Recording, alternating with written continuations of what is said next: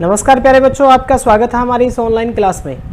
तो प्यारे बच्चों, हम संस्कृत के पाठ्यक्रम को आगे बढ़ाते हुए कक्षा 7 के संस्कृत के पाठ्यक्रम के अनुसार चतुर्थ अध्याय जो हमारा है हास्य बाल कवि सम्मेलन, उसका अध्ययन आज हम करने वाले हैं। तो चलिए प्यारे बच्चों स्टार्ट करते हैं। और वैसे भी आपको बता दें कि एक बहुत ही सुंदर हास्य जो है ये नाटिका है, ये कवि सम्मेलन है, इसको बहुत ही आप आनंद से अध्ययन करेंगे, उम्मीद है ऐसा। तो हास्य कवि सम्मेलनम विविध वेशभूषाधारिणः चत्वारः बालकवयः मंचस्य उपरि उपविष्टाः सन्ति।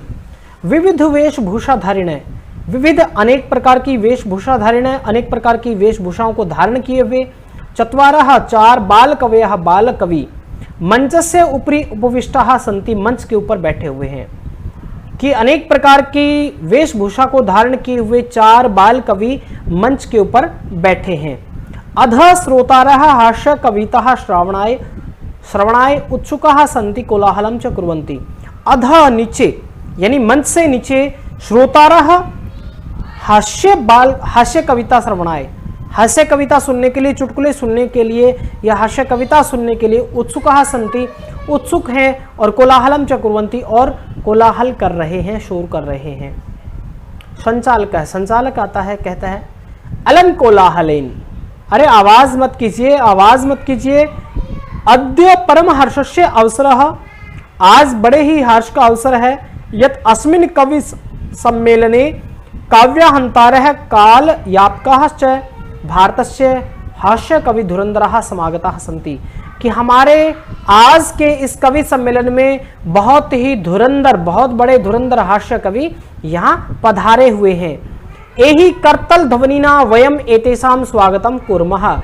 एहि ये करतल ध्वनि के साथ, हाथ की तालियों के साथ, करतल होता है हाथ की ताली, हाथ तालियों के साथ हम इनका स्वागत करते हैं। गजाधर, सबसे पहला कवि गजाधर है, कहता है सर्वेभ्यो रसिकेभ्यो नमो नमः, सभी रसिकों को मेरा नमस्कार।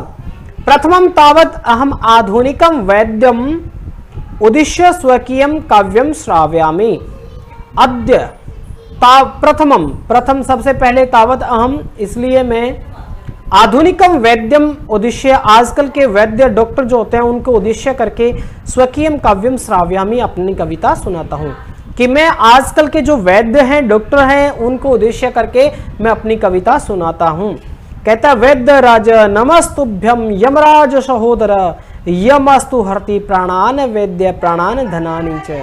वैद्यराज कहता है, वैद्यराज कि हे वैद्यराज नमस्तुभ्यम, कि तुम्हें नमस्कार है, कि हे वैद्यराज तुम्हें नमस्कार है। यमराज सहोदर, यमराज के भाई, कि हे यमराज के भाई वैद्यराज आपको नमस्कार है। सहोदर होता है एक ही पेट से उत्पन्न होने वाला, एक ही पेट से उधर से उत्पन्न होने वाला सहोदर अर्थात सगा भाई।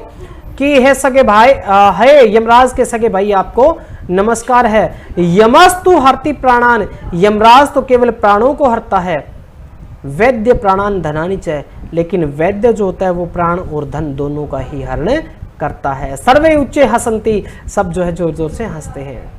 कालांतक है, कालांतक कहता है अरे अरे वैद्यः तु सर्वत्र परंतु ने ते मादृशः कुशला जनसंख्या निवारणे। अरे वैद्यः तु सर्वत्र, वैद्य तो सर्वत्र हैं, डॉक्टर तो सर्वत्र हैं, परंतु नहीं है ते वे मादृशः कुशला जनसंख्या निवारणे, मेरी तरह जनसंख्या निवारण में वो कुशल नहीं है। ममपि काव्यम इदम शृण्वन्तु भवन्तः, इसलिए आप मेरा भी काव्य कविता जो है वो सुनिए। चितां प्रज्वलितां दृष्ट्वा वैद्यो विषम्य आगतः, न अहम गतो ने मे भ्राता कस्य इदं हस्तलाघवम्। कहते चितां प्रज्वलितां, चिता प्रज्वलित, जलती हुई चिता को दृष्टवा देख करके वैद्यराज डॉक्टर साहब विषम्य आगत है, विषमित होते हैं, आश्चर्यचकित होते हैं। जलती हुई चिता को देख करके वैद्यराज बड़े आश्चर्यचकित होते हैं। कहते हैं ना हम गतो न में भ्राता कश्य इदम हस्तलाघवम, कि ना तो मैं गया, ना मेरा भ्राता, ना मेरा भाई गया, कश्य इदम हस्तलाघवम, तो ये फिर हाथ की जो सफाई है ये किसकी है। वैद्यराज कहता है कि भाई ना तो मैं गया, इसका इलाज करने, ना ही मेरा भाई गया, तो फिर ये हाथ की सफाई दिखाई किसने है, अर्थात इसकी जो मृत्यु का कारण है वो कौन बना है, ऐसे करके वो अपनी कविता सुनाता है। सर्वे पुनः हसंती, सब जोर जोर से हंसते हैं, पुनः हंसते हैं, बार बार से, दोबारा से हंसते हैं। तुंदिल है, दूसरा कवि आता है, तुंदिल है तोंद वाला, तुंदिल है बड़े तोंद वाला, कहता है तुंदस्य ऊपरी हस्तम आवर्तन, तुंदस्य ऊपरी, तोंद के ऊपर हाथ, हस्तम हाथ, आवर्तयन फिरते हुए, तोंद के ऊपर हाथ फिरते हुए कहता है तुंदिलो अहम भव, अरे मैं तुंदिला हूँ, मोटू पेटू हूँ, मम अपि इदम काव्यम श्रूयताम, ये मेरा भी काव्य सुन लीजिए, मेरी कविता भी सुन लीजिए, जीवनी धार्यताम च, और अपने जीवन में धारण कर लीजिए, कि मैं तुंदिल हूँ, मैं तोंद वाला हूँ, मेरी कविता भी सुनिए और अपने जीवन में धार लीजिए। परानम प्राप्य दुर्बुद्धे मां शरीरे दयाम कुरु, परानम दुर्लभम लोके शरीराणि पुनः पुनः, परानम प्राप्य, पर अन्नम दूसरे का, पर होता है दूसरा, अन्नम अनाज, दूसरे का अन्न, प्राप्य प्राप्त करके, दुर्बुद्धे हे दुर्बुद्धि, मां शरीरे दयाम कुरु, अपने शरीर पर दया मत करो, दूसरे का अन्न प्राप्त करके अपने शरीर पर दया मत कीजिए। परान्नम दुर्लभम लोके शरीराणि पुनः पुनः, परा अन्नम, दूसरे का अनाज, दुर्लभम दुर्लभ है, लोके संसार में, संसार में दूसरे का जो अनाज है वो बड़ा दुर्लभ है, लोके शरीराणि पुनः पुनः, शरीर तो फिर से मिल जाएंगे, शरीर तो फिर मिलते रहते हैं, लेकिन दूसरे का अनाज जो है वो यहाँ नहीं मिलता, आसानी से नहीं मिलता, इसलिए दूसरे का अनाज देकर के अपने शरीर पर आप शरीर पर जो है दया नहीं करनी चाहिए, अर्थात खाते रहना चाहिए। सर्वे पुनः अट्टहासम कुर्वन्ति, सभी पुनः जोर जोर से हंसते हैं। चारवा कहता है आम आम, हाँ हाँ, शरीर से पोषण सर्वथा उचितम है, शरीर का पोषण सर्वथा उचित है, कहता है शरीर का पोषण सर्वथा उचित है। यदि धनम नास्ति, अगर हमारे पास धन नहीं है, तदा ऋणम कृत्वा पौष्टिक पदार्थ भोक्तव्य, तो पौष्टिक पदार्थ ऋण प्राप्त करके, कर्जा लेकर के हमें पौष्टिक यानी अच्छे अच्छे पदार्थ जो है वो खाने चाहिए। ए तथा कथयति चारवाक कवि, और कवि क्या कहता है, यावत जीवेत सुखम जीवेत ऋणम कृत्वा घृतम पिबेत, कहता है यावत जीवेत, जब तक जिए, सुखम जीवेत, सुखपूर्वक जियो, जब तक जियो सुखपूर्वक जियो, ऋणम कृत्वा, ऋण लेकर के, कर्जा लेकर के, घृतम पिबेत, घी पियो, कहता है जब तक जियो मस्ती से जियो, और अगर आपके पास पैसा नहीं है तो कर्जा लेकर के आप घी पियो।